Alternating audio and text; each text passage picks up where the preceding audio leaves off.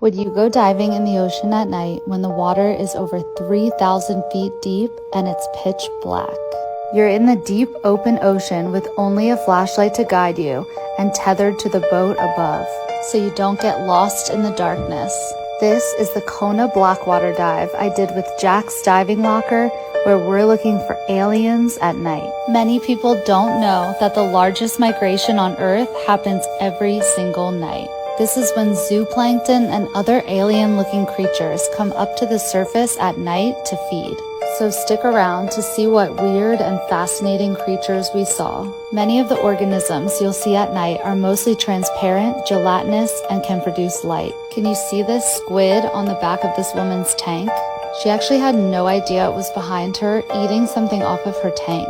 Here is a closer look at that interaction. I love seeing the squid on these dives because they can have such personality and they're so fascinating. They're fairly common to see on these dives because they become more active at night. Many squid are nocturnal, so at night they hunt for prey like fish and small crustaceans. The way they move through the water is so beautiful and alien-like. They may emit light or change color with their specialized cells. When they're around, they'll often ink through the water column. This is a defense mechanism to evade predators.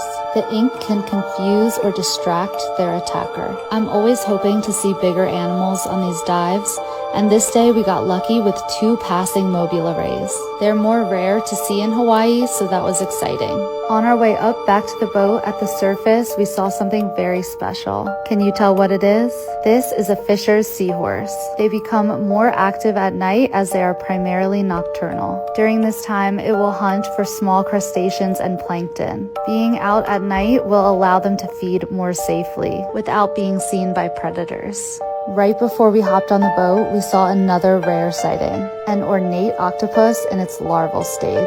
Much like the other animals I mentioned, the ornate octopus is floating through the open ocean at night to feed on zooplankton. They use their tentacles to capture food in this dynamic feeding ground. Once they become a juvenile octopus, they'll settle on the seafloor. Check out these beautiful photos by my friend Simone, who has a proper setup to photograph small things.